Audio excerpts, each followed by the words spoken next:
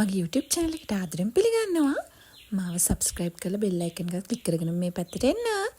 ඔන්න අදත් මම අරගෙන ආවා රසම රස recipe එකක්. මේකත් මම අවුරුද්දට හදපු recipe එකක්. ඉතින් එහෙනම් අපි බලමු මේ කට පිස්සු වටන මැලියච්චාරු කොහොමද අපි හදාගන්නේ කියලා. දන්නවද? ඒකත් අපිට විනාඩි 15ක්වත් යන්නේ මේ recipe එක හදන්න. එහෙනම් එන්න වීඩියෝ එක පැත්තට.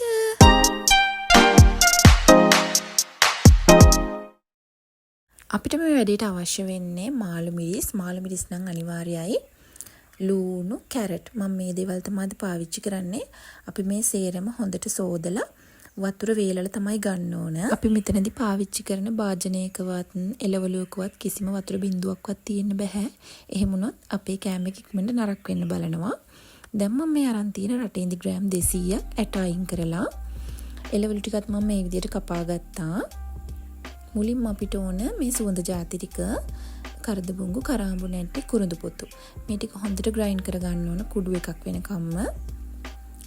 ඊට පස්සේ මම ගන්නවා අපතේ හැඳි 3ක් විතර මම ගන්නවා. ඔයාලගේ රස අනුව එක වෙනස් කරගන්නත් පුළුවන්. විනාකිරි අපිට රටේදී ග්‍රයින්ඩ් වෙන්න පුළුවන් තරමට විනාකිරි ගන්න ඕන. ඊට පස්සේ අපි එකතු කරගන්නවා රටේන්දි ටික. මේක හොඳට පේස්ට් එකක් වෙනකන් ග්‍රයින්ඩ් කරගන්න ඕන. මේ වගේ පිරිසිදු මැටි ඇතිලියක් තමයි මම පාවිච්චි කරන්නේ. ඊට පස්සේ අපි අර හදාගත්ත පේස්ට් එක මේ විදිහට එකතු කරගන්නවා. අපි විනාකිරි දාලා හදන කිසිම දෙයකට ඇලුමිනියම් පාවිච්චි කරන්නේ නැහැ.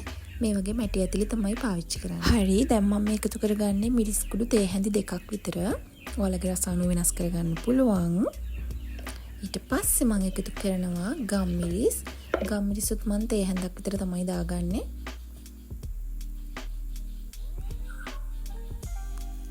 ලුණු කුඩු මම දාගන්නවා ඒ රස අනුව.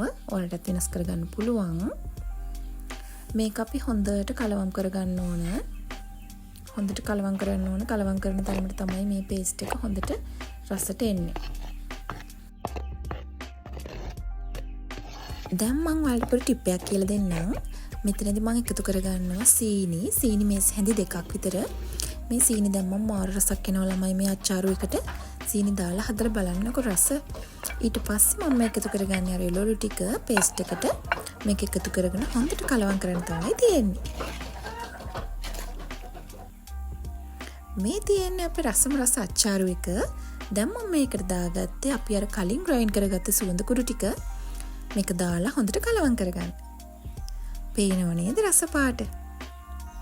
මේක ඔයාලා අනිවාර්යෙන් try කරලා බලන්න ඕන recipe එකක්.